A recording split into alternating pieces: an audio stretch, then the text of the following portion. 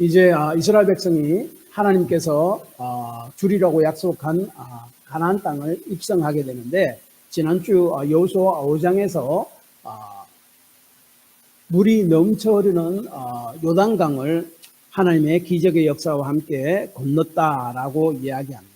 그리고 건너고 나서 이제 가나안 땅에서 그 눈앞에 있는 여리고성 사람들과 전쟁을 해야 되는데, 하나님께서는 할례를 받고 유월절을 지키라는 그런 명령을 하십니다. 그래서 그 명령한 이유는 이스라엘 백성이 이 가나안 땅에서 전쟁을 해서 살아남기 위해서 먼저 필요한 것은 군사를 모으고 장비를 정비하고 그 다음에 어떻게 전쟁할 것인가 라는 계획을 짜는 것이 아니라 하나님과의 관계를 먼저 재정립하는 것이 먼저이고 중요한 것이다 하는 것을 말씀한 겁니다. 그래서 이스라엘 백성은 눈앞에 이제 전쟁을 앞두고 전쟁 준비를 하는 것이 아니라 하나님과의 관계를 바로 맺는 일들, 할례를 행하고 유월절을 지키는 예식을 행했습니다. 그리고 이제 6장에서 요단강을 건너 가나안 땅에 들어와서 이제 쳐야 할 첫 성읍인 여리고성 앞에 있습니다. 그 여리고성을 이제 정복해야 됩니다. 그런데 하나님께서는 여호수아에게 여리고성 정복은 군사적 작전에 의해서가 아니라 하나님의 말씀에 따르는 의식을 통해서 이루어질 것임을 또한 말씀합니다. 그리고 한 가지 우리가 좀 그냥 읽기에 이해하기 힘든 점은, 여리고성을 정복하고 나서 거기에 있는 모든 사람, 남녀노소 할 것 없이 다 죽일 것을 명령합니다. 동물들까지도 다 죽일 것을 명령합니다. 그리고 금, 동, 철로 만든 기구들은 가져다가 여호와의 곳간에 두라라고 이야기하고 나머지는 다 불살이라고 명령합니다. 하나님께서는 왜 이런 무시무시한 무지막지한 명령을 하십니까? 그 두 문제입니다. 그래서 여리고성을 정복하는데 전쟁 준비를 하지 않고 하나님께서 말씀하시는 의식을 통해 여리고성을 정복하라는 것은 하나님께서 우리에게 무엇을 말씀하시려고 하시는 것일까 하는 것을 우리가 먼저 살펴보고, 그 다음에 두 번째는 그리고 여리고성을 정복하고 난 다음에 그 안에 있는 모든 생명들을 다 멸절하라고 명령을 내리신 이유가 무엇인가? 그 이를 통해서 하나님께서 우리에게 말씀하시고자 하는 바는 무엇인가? 그것을 오늘 그 두 가지를 오늘 말씀을 통해서 우리가 살펴보도록 하겠습니다. 먼저 여리고성을 이스라엘 백성들이 정복할 때 이들이 모여서 전쟁 계획을 짜고 군사를 다 같이 정비하고 무기들을 정비하는 것이 아니라 그 대신 하나님의 말씀을 듣고 하나님의 말씀에 따라서 의식을 행하라고 주께서 명령하시고 그대로 행합니다. 그리고 성은 무너집니다. 그 말이 뭘 이야기하는가 하면은 성의 무너짐은 온전히 하나님께서 하신 것임을 강조하기 위해서 전쟁 준비보다는 하나님의 말씀에 따라서 의식을 행하라라고 말씀하신 것입니다. 그것에 대해서 지금 좀 더 말씀드리겠는데, 먼저 우리 여리고성이 어떠한가를 한번 살펴보시기 바랍니다. 여리고성은 약 9acre, 그러니까 여러분 미식축구 풋볼 있잖아요. 풋볼 그 필드가 한 7개 정도 합쳐서 되는 그러한 성입니다. 그래서 엄청나게 큰 성은 아닙니다. 그리고 하루에 7번을 충분히 돌 수 있는 정도의 성입니다. 크기였습니다. 그런데 그 성은 벽이 2개가 있었어요. 밖에는 외벽이 있었고, 그 또 공간이 있고, 그 다음에 내벽이 있습니다. 그리고 외벽에 돌로 된 옹벽, 그러니까 맨 밑에 있는 하나의 기초석 같은, 그것은 무려 4 내지 5m의 높이가 됐고, 그 옹벽 위로 높이 6에서 8m, 그리고 폭은 2m가 되는 폭의 흙벽을 쫙 쌓았습니다. 그리고 이 외벽과 내벽 사이에는 공간이 있잖아요. 그리고 공간이 또 이 비스듬해요. 그래서 만약에 외벽이 얼마나 높습니까? 사실 그 길이로 하면은 한 10m에서 13m쯤 됩니다. 그리고 두께가 2m가 돼요. 그것을 어떻게 해서 무너뜨려 가지고 그 외벽을 타고 넘어갔다 합시다. 그러면은 또 이렇게 경사진 그런 이 땅을 만납니다. 그 경사진 땅을 올라가면 또 내벽이 또 있어요. 그래서 이 여리고성은 남공불락의 성의 형태를 갖추고 있었고, 그런데 이런 강한 이 아무도 침공할 수 없는 그렇게 이렇게 만들어진 여리고성이 1절을 보면은 그 여리고성 사람들은 모두 성 안으로 들어가서 이스라엘 백성들이 이제 진격해 온다는 말을 듣고 성문들을 꼭꼭 틀어 막고 있었다라고 이야기합니다. 그러니까 들어가서 여리고성을 무너뜨릴 그런 가능성이 참 없어 보입니다. 그리고 2절에 보니까 보라 내가 여리고와 그 왕과 용사들을 내 손에 넘겨주었으니 라고 하나님께서 말씀해요. 이렇게 여리고성을 공격해서 무너뜨릴 그런 기미가 전혀 보이지 않는데도 하나님께서는 그 왕과 용사들을 내 손에 이스라엘 백성들 손에 넘겨주었다라고 이야기합니다. 그리고 또한 여호수아 손에 넘겨주었다라고 이야기합니다. 여기에 넘겨주었으니라는 말은 히브리어로 이미 이루어진 일을 말하는 완료형을 사용합니다.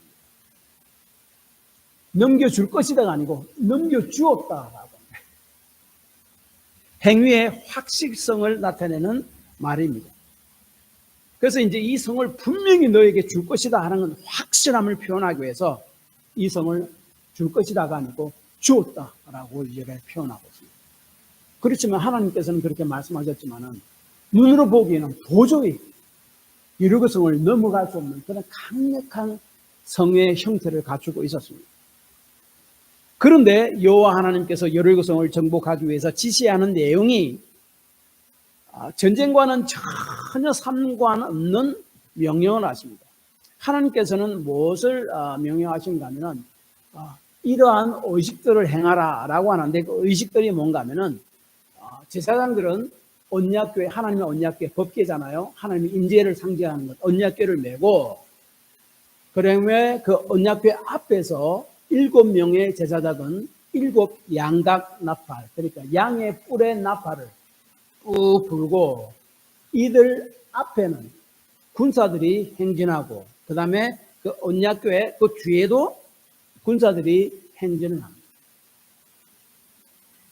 그리고 행진하는 사람들은 그리고 이스라엘 백성들은 아무 말도 하지 않고 그냥 제사장들이 나팔만 불고 하루에 한 바퀴씩 여리고성을 돌으라고 6일 동안 그리고 7일째 되는 날은 그 성을 7바퀴를 돌아라 라고 이야기하고 있고 그 다음에 하나님께서 여호수아에게 외치라 라고 이야기할 때에 백성들은 큰 소리로 외치면 된다라고 이야기합니다.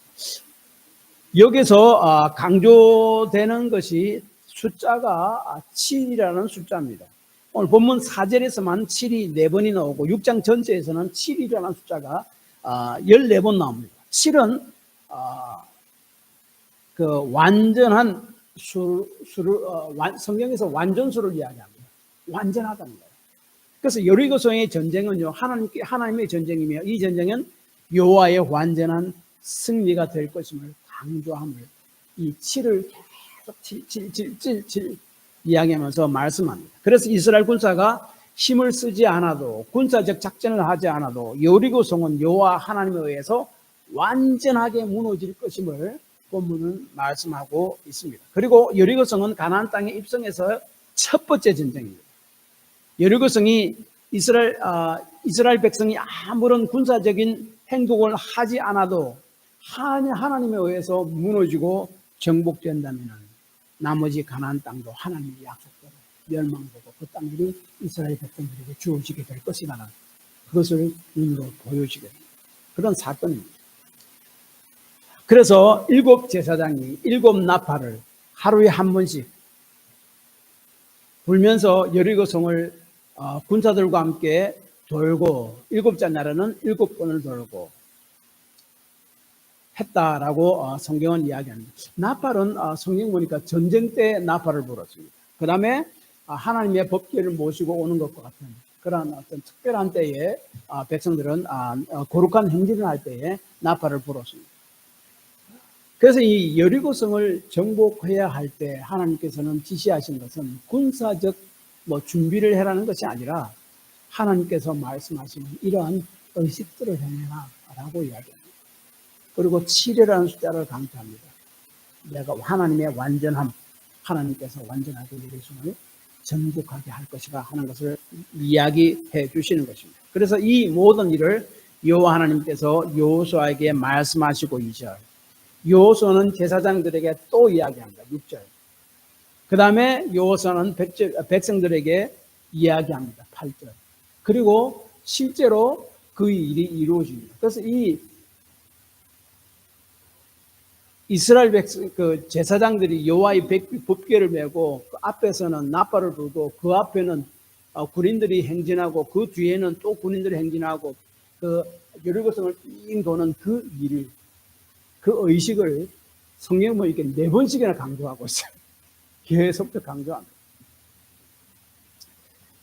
그래서 이스라엘 백성이 할 일은 하나님의 말씀을 믿고 말씀을 따라서 그 의식을 단순히 행하는 것밖에 없습니다. 우리가 이렇게 해서 그 낭불나고 있으니 어떻게 무너지는가? 라고 만약에 불평했다면 하나님의 말씀을 믿지 않았다면 이들은 그렇게 하지 않았을 것입니다. 그러나 여기에 필요한 것은 하나님의 말씀에 대한 믿음이었고 이스라엘 백성은 그 믿음대로 순종했습니다. 그렇게 할 때에 여리고성이 무너지게 될 것이고, 그리고 여리고성이 무너지면 너희는 그 안에 들어가서 살아있는 모든 것들을 다 멸절시켜라 주님께서 말씀하셨고, 그리고 이스라엘 백성은 하나님의 명령에 아무 말 없이 그대로 믿고 순종을 합니다. 이를 통해 하나님께서 일하셨고 여리고성을 무너지게 만듭니다. 그래서 마지막 7째 날에 여리고성 주위를 7번 돌고 나서 제사장이 나팔을 이제 길게 붑니다. 그때 모든 이스라엘 백성들은 여호수아의 명령과 함께 크게 외쳤다라고 이야기합니다. 그때 여리고성이 무너졌습니다. 이것을 20절에 이렇게 말씀합니다. 이에 백성은 외치고 제사장들은 나팔을 불매 백성이 나팔 소리를 들을 때에 크게 소리를 질러 외치니 성벽이 무너내리지라. 백성이 각기 앞으로 나아가 그 성에 들어가서 그 성을 점령하고. 고고학자들이 여리고 성벽을 발굴을 했습니다. 여리고 성벽, 그것은 오래전에 그걸 발굴을 했는데 이 성벽에 발굴해 보니까 성경에 있는 대로 외벽이 있고 그리고 안쪽 내벽이 있다. 그리고 그 무너진 형태가 내벽이 외벽이 있고 비스듬히 되어 있고 내벽이 있잖아요. 무너진 형태가 내벽이 이렇게 비스듬한 이 경사진 곳에 이렇게 무너집니다. 그래서 경사진 곳이 평평하게 됐어요. 그래서 5절에 7째 날에 성을 7번 돌고 나서 제사장들이 양각나팔을 길게 불면 백성들은 큰 소리를 외치고 각기 앞으로 올라갈지라 라고 이야기하는데, 앞으로 올라갈지라 말은 앞을 향해요. 직진으로 올라갈지라.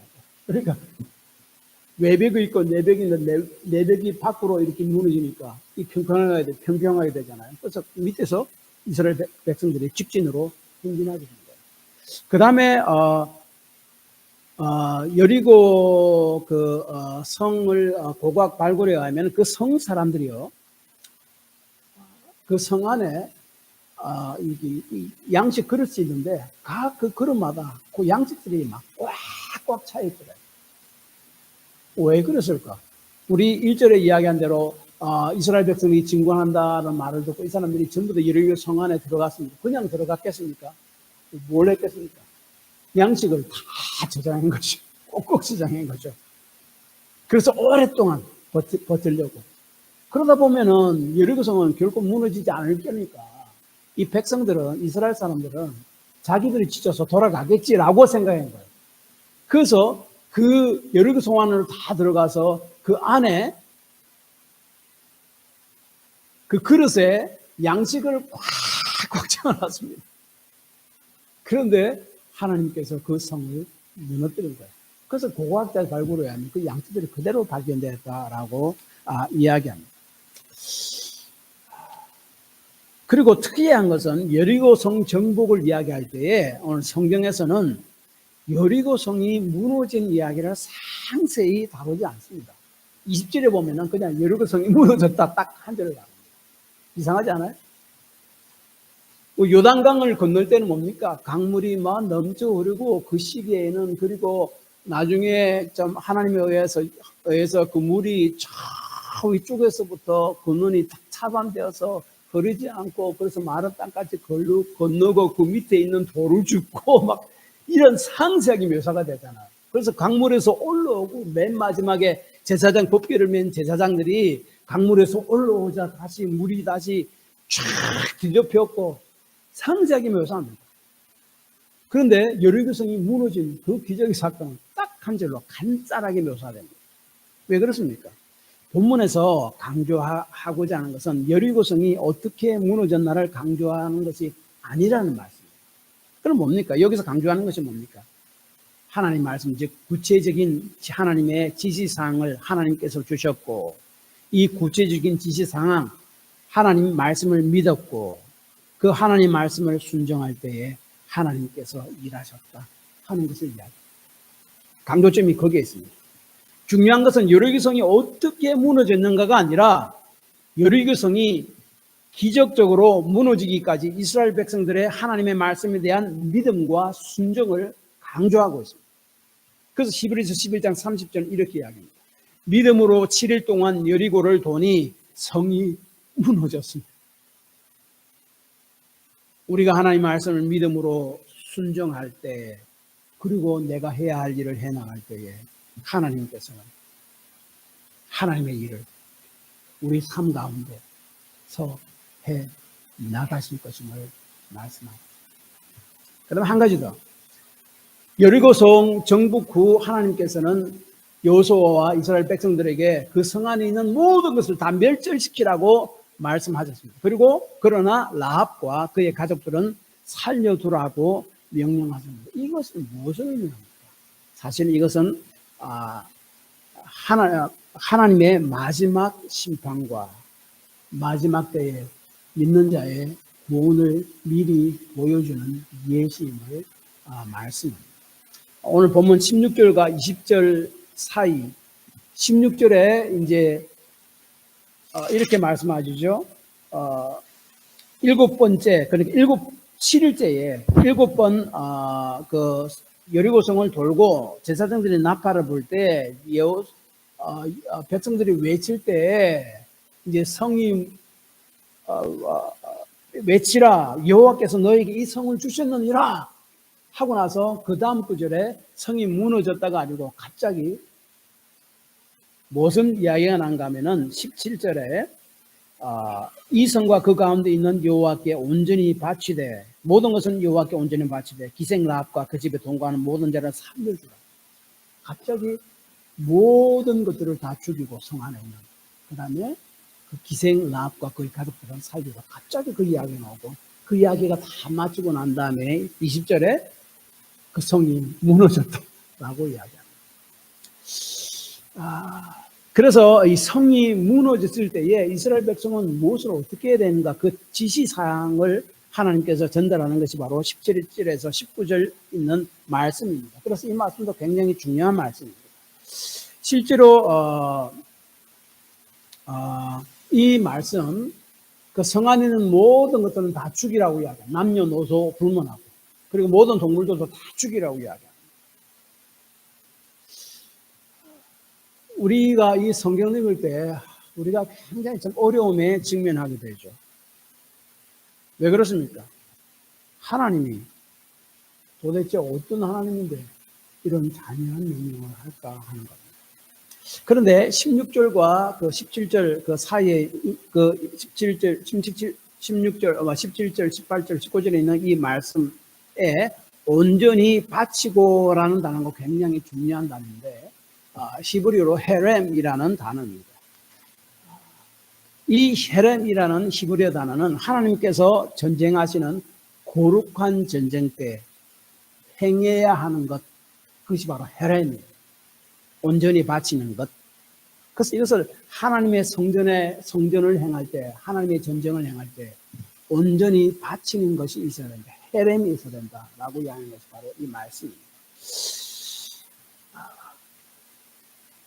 여기서 반복되는 말씀이 여호와께 온전히 바치라라고 이야기합니다. 이 헤렘은 문자적으로 해석하면 하나님께 헌신되다, 혹은 완전한 파괴라는 의미가 있습니다. 거룩한 전쟁을 말할 때 사용되는 말입니다. 보통 나라와 나라끼리 전쟁을 해서 승리하면은 진 사람의 백성들을 전부 다 포로로 잡아가잖아요. 그래서 노예로 삼잖아요. 그리고 진 나라 백성의 가진 모든 소유물을 다 탈취해가지고 승리한 나라의 군인들과 백성들이 다 나누어 갔잖아요. 그런데 이 헤렘은 그렇게 하지 말라고 그럽니다. 오히려 포로들, 남녀노소, 그리고 동물까지도 다 죽이고, 그리고 물건들은 하나도 취해서는 되지 않고, 그리고 24절에 보면 그것을 다 태워야 돼요. 단 은, 금, 동, 철로 만든 기구들은 여호와의 곳간에 넣어두어야 합니다라고 19절에 이야기합니다. 그래서 이 거룩한 전쟁, 하렘을 생각할 때 많은 사람들이 생각하는 것이 하나님은 거룩하고 공의롭고 사랑이 많으시다고 성경은 이야기하는데 어떻게 이렇게 가혹한 명령을 내릴 수가 있는가라는 것입니다. 그래서 이 하렘이라는 말을 생각할 때 사람들은 잔인함과 대량 학살에 대해서 사람들은 생각합니다. 그러나 하나님의 전쟁인 거룩한 전쟁 때에 모든 것을 멸절시키라고 하는 그 헤렘, 그것을 통해서 하나님께서 우리에게 전해주시고자 하는 그 말씀이 있습니다. 첫째로는 하나님이 그 헤렘, 모든 것을 다 멸하는 것은 무조건 그렇게 하는 것이 아닙니다. 하나님이 잔인하기 때문에 그런 것이 아니에요. 하나님께서 죄악이 가득한 가나안 백성들을 이스라엘 백성을 통해서 대신 벌하는 것이 바로 헤렘입니다. 모든 것을 바치고 모든 것을 멸하는 겁니다. 가나안 백성의 멸절은 이미 400년 전에 하나님께서 아브라함에게 말씀하셨던 겁니다. 창세기 15장 16절에 보면은 내 자손은 4대 만에 이 땅으로 돌아오리니 가나안 땅이다. 이는 아모리 족속의 죄악이 아직 가득 차지 아니함이라 하시더니, 여기서 아모리 족속은 가나안 족속과 동의어입니다. 같은 말입니다. 400년 전에 하나님께서 아브라함에게 네가 다른 나라를 떠돌다가 400년 만에 이 가나안 땅으로 다시 돌아오겠다. 이 가나안 땅 내가 너에게 주겠다고, 너와 자손들에게 주겠다고 약속한 땅이지 않느냐. 분명히 돌아오게 하겠다. 그러나 아직까지 가나안 땅에 아모리 족속의 죄악들이 꽉 차지 않아서 그냥 지금 나왔거든요. 400년째가 되면 그 죄악들이 꽉 찰 것인데 그때 내가 그 백성의 죄악을 벌할 것이다. 그러니까 다른 말로 하면은 가나안 백성들은요 400년 동안 하나님께서는 참 회개하고 돌아오기를 기다렸지만은 그렇지 않고 지속적인 죄악 가운데 있었습니다. 그래서 이들의 죄악이 가득 찼을 때 그들을 벌하고 그 땅을 이스라엘 백성에 주는 것입니다. 이 당시 가나안 사람들을 삶을 보면요 성적으로 굉장히 문란했습니다. 레위기 18장 6절에서 23절에 나오는 가나안 사람들이 행한 죄의 목록을 보면요 깜짝 놀랍니다. 근친상간이 있었습니다. 간음이 있었습니다. 어린아이들을 자신의 신에게 희생된 제물로 드리는 그런 일들도 있었습니다. 물론 동성애도 있었습니다. 그 다음에 동물들과 성행위를 하는 수간도 있었습니다. 그리고 바알 신 등 우상 숭배를 할 때 신전에 매춘부들이 있었어요. 그들과 음행을 하는 것이 바로 종교의 의식 중 하나로 받아들였습니다. 또한 이들은요 하나님과 하나님의 백성인 이스라엘 백성을 아주 대적했습니다. 하나님께서는 아브라함과 언약을 맺을 때에 아브라함과 그의 자손인 이스라엘을 저주하는 자를 저주하고 축복하는 자를 축복하실 것이다 라고 하나님께서 약속했어요. 근데 이 가나안 백성들은요, 이스라엘 백성은 적어도 3번 이상 멸망시키려고 그렇게 막 정말로 그런 시도를 했었습니다. 그러니까 이들의 죄악이 완전히 다 참는 거예요. 그래서 하나님께서 그들의 죄악들을 벌하시는데 이스라엘 백성을 사용해서 벌하십니다. 그렇다고 해서 이스라엘 백성은 하나님 앞에 떳떳하고 완전무기라는 그런 사람들이니까 그렇지는 않아요. 신명기 9장 4절 5절을 보면 여호와께서 가나안 사람을 이스라엘 백성을 통해서 쫓아내신 이유는 그들의 악함 때문이지 너희들이 정말 선하고 착하고 믿음 좋고 그렇기 때문에 아님을 이야기합니다. 그리고 한 가지는 그 이유는 내가 아브라함과 가나안 땅을 주겠다고 약속했기 때문에 너희에게 그래 하는 것이다 라고 이야기합니다. 그래서 가나안 땅 백성들에게 모든 것을 다 산 것을 주기라는 헤렘을 행하라 라고 말씀한 이유는 이스라엘 백성이 가나안 땅에 악한 문화와 그냥 놔두면 관습에 또한 물들지 않게 하기 위함입니다. 그래서 신명기 20장 18절에 이는 그들이 그 신들에게 행하는 모든 가증한 일을 너희에게 가르쳐 본받게 하여 너희가 너희 하나님 여호와께 범죄할까 합니다.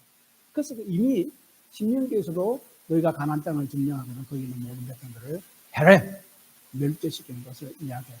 그러니까 그들의 죄악이 가득 차서 넘쳐서 벌하는 것이고 또한 그대로 놔두면 너희들이 그러한 죄악에 물들까 봐 그것을 건절해야 된다라고 이야기합니다.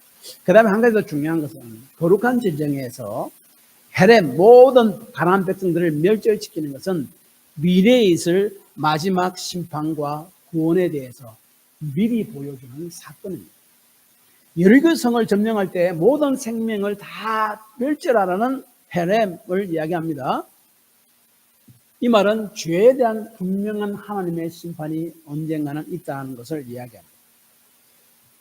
그리고 여리고성이 무너지기 전인 17절과 무너지고 난 이후인 20절 사이에 멸절당하지 않고 살아난 가나안 사람 라합의 이야기를 끼워 넣었습니다.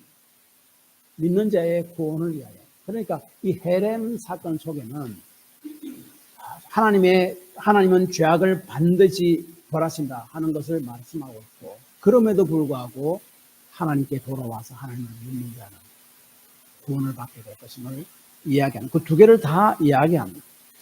이 라합은 사실은 우리가 이미 우리가 2장 할 때 말씀드렸듯이 도덕적으로 밑바닥 인생을 살았던 사람이었습니다. 매춘부였습니다. 여리고성에서. 그리고 하나님의 멸절 대상이었던 헤렘의 대상이었던 가나안 땅 사람이었습니다. 그러나 이 라합은요. 하나님에 대한 이야기를 듣고 하나님의 말씀을 듣고 하나님을 믿었습니다. 오늘날로 이야기하면 복음을 듣고 예수를 믿었다는 말이죠. 그리고 그 믿음이 진짜임을 행동으로 증명했습니다. 어떻게 증명했습니까? 가나안 땅을 정탐하러 온 하나님의 백성, 이스라엘 백성의 정탐꾼들을 여리고성 추격자들의 손에서 숨겨주고 무사히 빠져나갈 수 있게 해 주었습니다. 왜냐하면 하나님께서 여리고성을 멸절한다는 것을 듣고 믿었기 때문에 그래서 여리고성을 점령했을 때에 하나님께서는 여호수아를 통해서 17절에 하나님을 믿은 라합과 그의 가족, 친척들은 살려두라고 명령합니다. 그리고 이 가족들은 멸절하지 않고 살아납니다. 나머지 사람들은 다 멸절당합니다. 심판. 그리고 25절에 보니까 오늘까지 이스라엘 중에 이 라합과 그의 가족들은 거주하였다라고 이야기하므로 이들은 정식 하나님의 백성이 되었음을 이야기합니다. 그리고 마태복음 1장에 보면은 라합은 다윗 왕, 위대한 이스라엘 다윗 왕의 고조 할아버지 살몬과 결혼합니다. 그래서 자녀를 낳고 해가지고 결국 예수님의 조상이 됩니다. 놀랍잖아요? 무엇이 그렇게 바꿨습니까? 하나님에 대한 믿음입니다. 오늘날은 예수에 대한 믿음입니다. 근데 그 믿음은 내가 그냥 생각으로 내가 하나님 믿고 예수를 믿는다라고 하느냐 행동으로 옮겼습니다. 이게 중요합니다. 많은 사람들이 나는 뭐 하나님 알고 있고 내가 믿고 있고 행동을 안 옮깁니다. 행동 옮기는 가장 중요한 것이 뭡니까? 사실은 같이 함께 나와서 예배에 참석하는 거죠. 그래서 히브리서 10장 15절에 보면은 마지막이 갖고 올수록 모이기를 피하는 어떤 사람들 같이 하지 말고 마지막 때가 가까울수록 함께 모이라고. 그리고 사도행전에 보면은 초대교회 백성들은요 주일마다 모여서 하나님을 예배했잖아요. 그리고 뭐 주중에서도 모여서 하나님께 예배했잖아요. 물론 주일날 나와서 예배에 참석하는 사람 중에서 예수 안 믿는 사람도 있어요. 그냥 믿음 없이 왔다 갔다 하는 사람도 있습니다. 그러나 분명히 내가 예수를 믿는다 하면 하나님에 대한 믿음이기 때문에 그것이 행동으로 나타나야 되는데 그 행동으로 나타나는 것 중에 하나가 예배 참석입니다. 중요합니다. 그래서 이 라합과 그 가족들은 하나님의 말씀을 들었고 믿었고 순종했고 행동을 옮겼습니다. 구원 얻었고 결국 다윗의 조상이 되고 예수님의 조상이 됩니다. 그러나 그 당시에 많은 거의 다 많은 가나안 땅 사람들은 여호와 하나님의 소식, 이스라엘 백성의 소식을 듣고 두려워서 떨었다라고 여호수아 2장 9절에 이야기합니다. 그럼에도 불구하고 라합과 같이 하나님께 나오지 않았습니다. 하나님에 대해서 잘 알았고 들었고 알았지만은 하나님께 나오지 않고 두려움 가운데 자기 삶을 그냥 계속 살아나갔습니다. 그러므로 이들은 자신들의 죄악으로 인해서 하나님의 심판을 받았다라고 하는 것을 본문에 이야기하는 것입니다. 그러므로 여리고 성의 모든 것들을 멸절시키는 헤렘에 대해서 말씀하신 것은 마지막 날에 심판이 있게 될 것임을 미리 우리에게 보여주는 것이고 동시에 라합 이야기와 함께 말씀하는 것은 마지막 심판의 때 또한 믿는 자의 구원이 있게 될 것임을 미리 우리에게 이야기합니다. 그럼 조금 더 구체적으로 마지막 심판에 대해서 살펴봅니다. 성경의 제일 마지막 부분은 계시록 19장에 보면은 재림하신 예수님을 백마타신 그리스도로 말씀합니다. 심판자로서 용사이신 예수 그리스도로 묘사한 것입니다. 백마를 받아 이 땅을 심판합니다. 그런데 그는 왕 중의 왕이요 만주의 주로서 만국을 치며 철장으로 나서 나라를 다스리시고 맹렬한 진노의 포도주 틀을 밟는 존재를 묘사합니다. 포도주 틀을 꽉 밟으면 포도즙이 쫙 붉은 즙이 튀어나오잖아요. 그 피를 연상시키잖아요. 맹렬한 마지막 심판을 상징합니다. 주께서 마지막 때 재림하실 때 그렇게 할 것이다라고 이야기합니다. 그래서 그때 그 지도자 노릇한 짐승과 거짓 선지자들을 유황불못에 던져버립니다. 즉 사단과 그 하수인들을 심판함으로 이 땅에서 모든 악의 근원들을 다 끊어버립니다. 그 다음에 한 가지 더 20장에서 마지막 심판인 하나님의 신보좌 심판을 이야기하는데 그때는 이미 그때까지 살아있는 자나 이미 죽은 자들이에요. 예수를 믿고 죽은 자든지 믿지 않고 죽은 자든지 다시 하나님 앞에 살아나서 하나님 심판대 앞에서 심판을 받는다라고 이야기합니다. 그래서 이 계시록 20장 12절은 믿는 자의 심판에 대해서 이야기하고 요한계시록 20장 13절은 믿지 않는 자의 심판에 대해서 이야기합니다.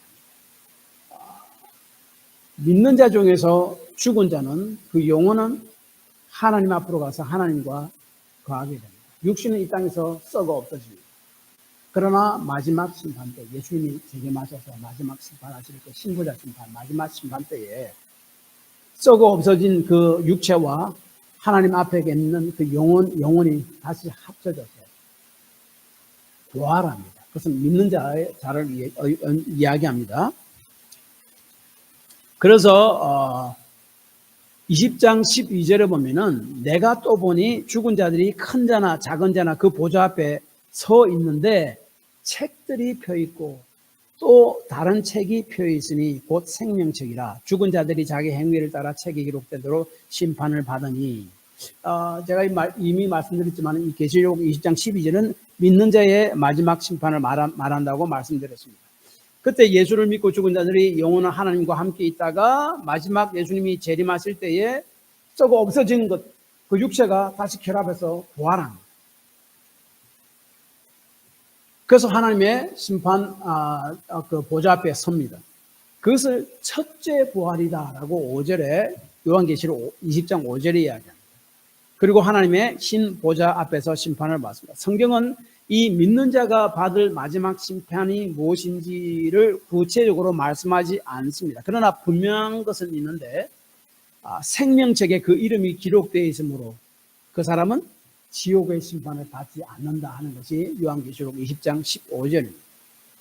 왜냐하면 생명책에 기록된 자가 누굽니까? 예수 그리스도를 믿음으로 예수 그리스도의 보혈로 모든 죄악들이 다 용서함 받았기 때문에 그렇습니다.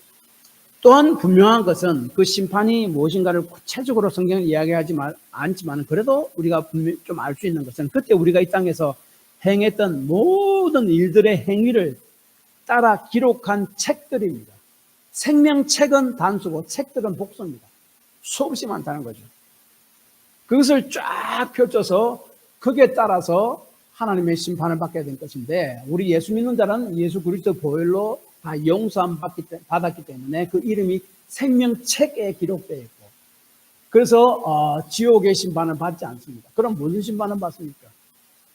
우리 이 땅에서 주를 위해서 일하고 헌신한 그대로 행위의 심판, 즉 하나님의 보상의 심판을 받고 하나님의 그 하늘로부터 이 땅에서 주를 위해 수고한 모든 것에 대한 보상을 받게 될 것이다 라고 이야기합니다. 이것이 믿는 자의 마지막 심판입니다. 그리고 믿는 자는 21장에서 천국으로 불리는 새하늘과 새 땅으로 들어가서 하늘과 함께 영원토록 살게 되므로 이 세상의 모든 것들이 끝나게 됩니다.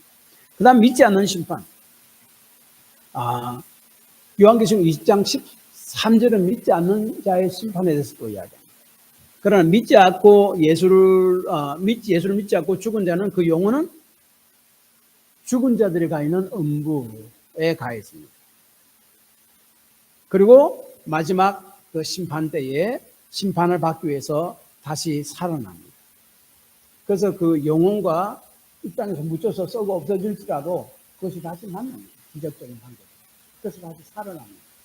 그래서 하나님의 신보좌 앞에서 심판을 받습니다. 심판을 받기 위해 다시 살아납니다. 그런데 믿지 않는 자들이 하나님께 마지막 심판을 받기 위해서 다시 살아나는 것을 믿는 자들에게 이야기한 첫째 부활이라는 말을 쓰지 않습니다. 그 대신 그 가운데 죽은 자를 내어주매라고 13절에 이야기합니다. 부활이라고 이야기하지 않고 죽은 자를 내어주매, 음부가 죽은 자를 내어주매, 죽음이 있는 그곳에서 죽은 자들을 내어주매, 그 말이 뭡니까? 이 사람들은 부활을 비록 몸과 영혼이 다시 살아나서 하나님 앞에서 심판을 받더라도 그것은 완전한 부활이 아니기 때문에 그렇습니다. 왜냐하면 곧 그 이 땅에서 행한 그 모든 것 따라서 심판을 받아 결국은 불못에 던져지게 될 것이기 때문에 그렇다라고 14절에 이야기합니다. 그래서 이것을 요한계시록 20장 6절과 14절은 둘째 사망이라고 언급합니다. 육신의 죽음은 첫째 사망이고 마지막 심판 때에 다시 살아나서 지옥의 형벌을 받는 것이 둘째 사망이다라고 이야기합니다. 그래서 여리고 성인 가나안 사람들을 점령해서 멸절시키라는 명령인 헤렘과 라합의 구원은요, 마지막 때에 있을 하나님의 심판을 미리 보여주고 또한 마지막 때에 있을 믿는 자의 구원에 대해서 말씀합니다. 예수님께서 이렇게 말씀하셨습니다. 무릇 이 돌 위에 떨어지는 자는 깨어지겠고 이 돌이 사람 위에 떨어지면 그를 가루로 만들어 흩어지리라 하니라. 누가복음 20장 18절. 예수님 말씀을 듣고 예수님께 나온 자는 부수어지는 가루가 되는 헤렘을 당하지 않고 라합과 같이 구원받게 될 것임을 말씀합니다. 그런데 사람들이 그러면 구약의 이 헤렘 모든 것을 결국은 그 죄악에 의해서 다 하나님의 심판을 받고 멸절을 당하는 그 헤렘이 오늘날 전쟁에 적용할 수 있는가? 많은 사람들이 미국은 하나님의 국가고 그래서 다른 나라 침공해서 뭐 전쟁을 벌이는 것은 하나님의 전쟁이라는 것은 아닙니다. 미국은 이스라엘과 같이, 구약 이스라엘 같이 하나님 국가가 아닙니다. 구약 이스라엘은요, 하나님 직접 다스리는 특별한 신정 국가였습니다. 미국은 그렇지 않습니다. 그게 아니에요. 그리고 그 헤렘의 특정 대상은 가나안 땅 7족속입니다. 그리고 그렇게 한 이유는 이스라엘 그들의 죄악을 벌하기 위함이지만은 또한 그 땅 가운데 사는 하나님의 백성의 신앙과 예배를 우상으로부터, 죄악으로부터 보호하기 위해서 그렇게 했습니다. 그 다음에 그 성전은 마지막 구약의 성전 그 헤렘, 마지막 신망과 믿는 자의 구원에 대해서 우리에게 보여주고 있습니다. 결론적으로 이것입니다. 여리고 성 정복을 위해서 하나님의 지시에 따라 이스라엘 백성은 여리고 성 주변을 도는 의식을 행하라고 말씀하는 것을 믿고 그대로 순종했습니다. 그때 난공불락이라고 여기지던 여리고 성을 하나님께서 직접 무너뜨렸다라는 것을 이야기합니다. 강조하는 것은 말씀에 대한 믿음과 순종입니다. 여리고 성이 무너진 것보다 더 강조하는 것은 하나님의 말씀에 대한 믿음과 순종입니다. 그리고 하나님 말씀을 믿고 순종할 때 하나님께서 우리를 위해서 일하실 것임을 본문은 이야기합니다. 또한 가나안 사람들인 여리고성 사람들을 멸절시키라는 헤렘의 명령은 하나님의 마지막 심판을 말씀하는 동시에 또한 마지막 때에 믿는 자의 구원에 대해서 말씀합니다. 예수님께서 재림하셔서 심판을 행하실 때에 하나님의 말씀을 거부하는 자에게 멸망의 심판이 있을 것임을 말씀하고 있고, 동시에 하나님의 말씀을 믿고 하나님께 나오는 자에게는 영광스러운 구원이 주어지게 될 것임을 말씀합니다. 라합과 같이 말입니다. 그러므로 하나님의 말씀에 대한 믿음과 순종을 통해 하나님께서 오늘도 우리 가운데 일하시고 그 믿고 순종하는 자에게 하나님께서는 오늘도 구원을 베푸신다 하는 것이 오늘 말씀입니다. 기도합시다.